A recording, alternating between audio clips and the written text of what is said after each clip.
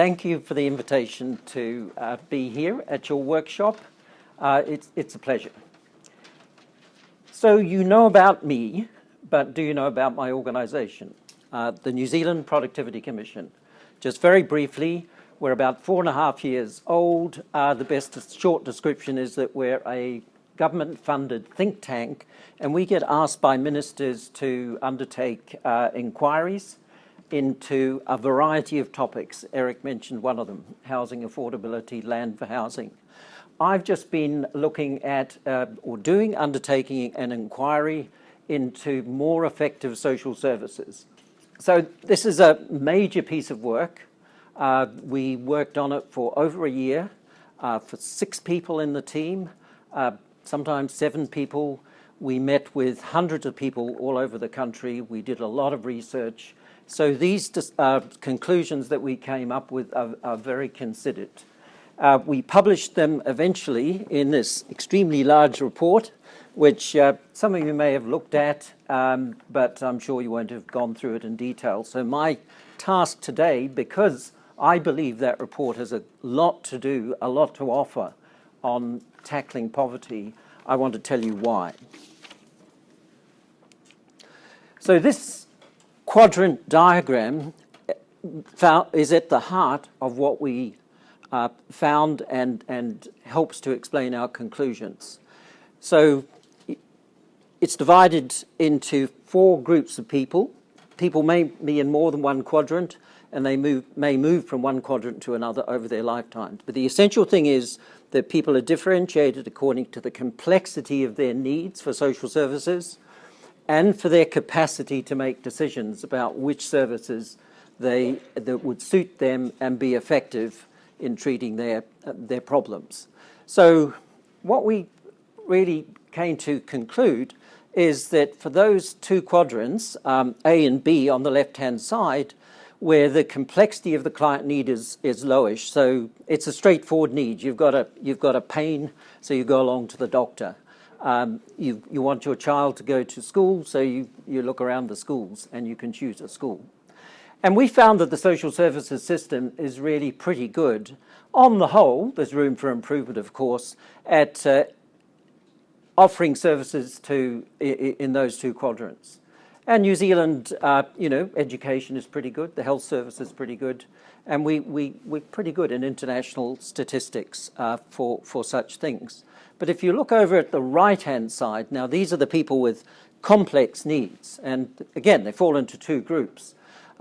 Take a disabled person who needs help with a whole range of things, but they may be very competent to make decisions about which services suit their best. So that's quadrant C, the Charlie quadrant, we called it. Quadrant D is the one I want you to focus on. So this is the quadrant that the people you're concerned about tackling problem would typically fall in quadrant D. So poor people are not just poor, are they? They suffer from a whole complex of problems. So they may need a whole complex of services delivered to them in a highly tailored way that suits their unique condition. And that's where the system falls down. In those 2 quadrants there, we'll concentrate on quadrant D, the Denise quadrant we called it, because we have a typical case. So Denise is this fictional person who turns up late one night with 2 children, 4 and 6. She's got a black eye, she's bruised. She turns up at Auckland City Mission. She has a violent partner who misuses, to put it politely, alcohol and other drugs. She arrives there in a distressed state. The mission is able to give her emergency shelter for the night. But the next morning, she has got to start the formidable task of going around a whole lot of agencies, telling her story many times over, and even then, it's demeaning, it's wasteful, and she will probably not end up with a coordinated plan that really deals with a whole range of issues that she's facing right then. And she's traumatized, so she's not got a lot of capacity to make these decisions herself. So what I'm going to tell you is the conclusion we came to, and these are going to be my 5 things. Now, they're not going to be 5 separate things, because the whole point is they've got to go together. The system at the moment is good because it is organised in silos, in health silos, education silos, employment services silos, and so forth, the police. They're good at doing things down their silos, but they're not good at joining them up across the silos. So most people are in A and B, fewer people in C and D, but remember, this is where there are very high human and social and economic costs. So it gives you the typical experience, which I've just described in the case of Denise, for people in Quadrant D. And down towards the bottom there, leading too often to what we call a system failure. Missed opportunities for early intervention, treating the symptoms, just some of the things that are presenting, or treating them separately rather than the underlying causes, and there's no one in a position to see the whole picture. So what is the case for investing in? I probably don't need to explain this to you, what the case is. It's very strong. And this slide here really just gives some numbers to reinforce that. Even here, we're taking quite a narrow view of what the government's interest is in investing in these clients. In the course of our inquiry, we obtained some data from the departments there, listed there, Work and Income, Ministry of Health, Corrections, Housing, New Zealand, and Child, Youth and Family. And some estimates were put together from that microdata that we were hearing from Eric about. So these 10,000, relatively few in number, highest cost clients, so-called, highest costs in a fiscal sense, the government, it's estimated, will spend $6.5 billion on them in the course of their lifetime, at least $500,000 on each one. Over 900 of them, that will be more than $1 million. The highest costs falling in those areas of health, corrections, and work and income.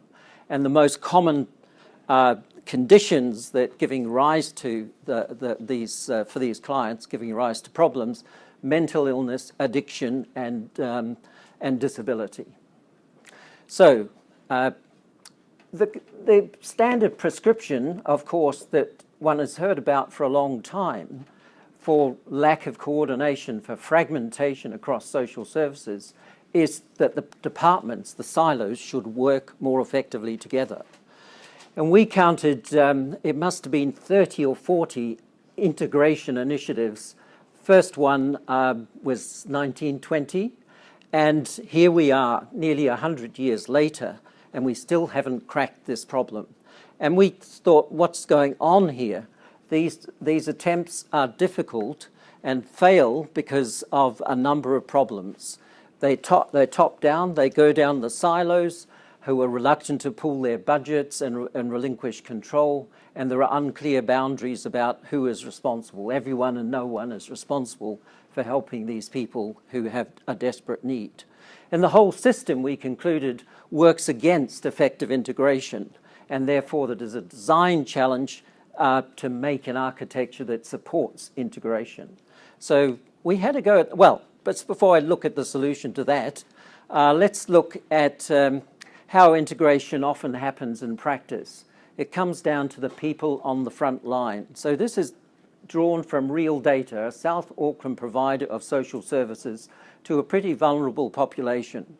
So we have here 13 funders. So we have the Ministry of Health, the Ministry of Social Development, we have DHBs, we have PHOs, the Ministry of Education, the Ministry of Corrections, and so forth. A whole lot of different funders dealing with this one provider. There are 30 different programs there that are funded from these 13 funders. And there are 36 separate contracts and one provider. So that provider, in order to do the best for their clients, has to juggle the funds from all these different jam jars. And moreover, each program has its own eligibility and reporting criteria. This organisation provider told us that it cost them 20 to 25% of their staff time spent simply on contract administration and reporting. That's time that could be better spent on helping the clients. Not good. So this is where I get to my suggestions, or our suggestions, that came out of the inquiry. So the system, as I said, is not suited to an integrated approach, so you have to change the system to some extent. And these are the four critical conditions, one of them is a complex one, that we believe need to change because they're not present or only passingly present in the current system. So first of all is an adaptive client-centered approach. You need to start with the client and see them as a whole and look at their problems as a whole and how they interact with one another. Then you need, because they're in an overwhelmingly difficult position and, like Denise, possibly traumatized, you need sympathetic people with expert knowledge who can work with them. These are what we call the navigators. They would be responsible for looking across the needs and tailoring services for those people, for the whānau, if it extends beyond the individual. And this next one is very important because you seldom see this. You need a dedicated budget without too many strings attached. It's got to be without that tight prescription that follows down the silos. You need the decision rights in the hands of the navigator, close to the client, because they can see what needs to be done and they need to have the power to make it happen. That would include, of course, purchasing services from the mainstream agencies, from the DHBs or from Housing New Zealand, etc. And importantly, you need clear accountabilities. You can't just hand over the money. That's not how our political system works. You need clear accountabilities and tracking of client outcomes. So you're responsible for these people. We're going to trust you to make it happen, but you have to be accountability for showing that you're being effective. So that's why you need the last one, and this is, again, overlapping with what one of Eric's pleas was. You need a good data system, much more comprehensive and open access compared to what we've got at the moment, that can track client outcomes and importantly, provide a performance. And believe me, in social services at least, we do not have this happening at the moment. The money is handed over and there's little tracking of what programs are being administered, to whom, and with what outcomes. So that would be a really good start. So those are 4 bullet points there. They have to occur together. So what sort of system, and this is my 5th one, would actually deliver those? And we came up with a couple of possible models. Now, these are suggestions only. We wanted to show that it was possible to have those things together. And these 2 models that we came up with were A, better lives agency, and B, expansion of district health boards to widen their mandate to be district health and social boards.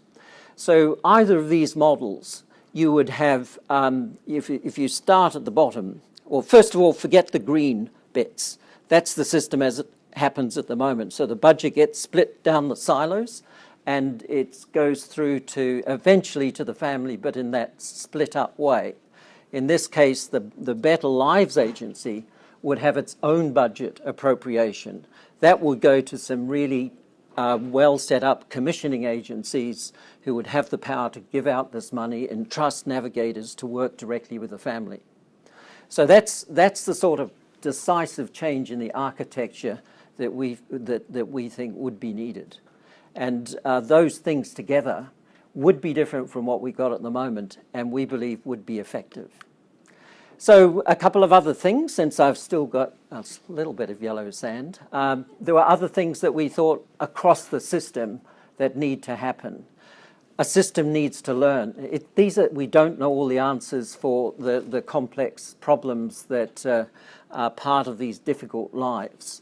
So you need a system that's adaptive, that can see what's happening and make adjustments, review the evidence. You need to monitor what's happening and make changes. And eventually you see what happens, you see what's effective, and you need also mechanisms to spread the good approaches and get rid or modify the approaches that are not working. I think this is also something that Eric mentioned. I think he called it something else, an experimental approach, but he was referring to the Ministry of Social Development's investment approach, that it really does pay to invest in this population, even from a narrow government point of view. this is the way of channeling scarce resources to maximize social returns. It works because, not because that idea is particularly novel, but because in the Ministry of Social Development, Work and Income, employment services are able to pull down this data, make predictions about what's going to happen to these people, how long they're going to be on benefit, how long they're going to be out of work, and they can try different treatments, if you like, different programs to see how well they work. And you can calculate, well, if we spend an extra $1,000 now on a program for this type of client, then that's going to save $10,000 down the track. We approve of that approach, but we think it can be broadened to measure wider costs and benefits than just future welfare liability and reducing that, because that's important. Obviously, if you start keeping people out of prison or they have better health, so less need of the health system, that's going to save dollars as well. And then there's the benefit to the people themselves. That's huge. And to the people who suffer the consequences of their lives being somewhat out of control. And then you want a system that also, that's the second minor bullet point, where the departments learn to see and can see the effect of their intervention, which benefits other agencies. So if there's an effective early domestic violence intervention, that can help in all sorts of ways down the track. The kids will be better educated, they'll be more healthy, the justice system won't have to be wheeled into action and so forth. And again, the last one is to reinforce that point about what we can do this now because of the power of big data and data analytics, with the appropriate safeguards, of course, for privacy and security.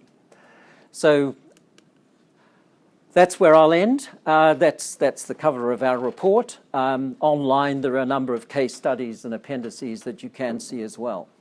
So thank you very much, and I'll leave it there.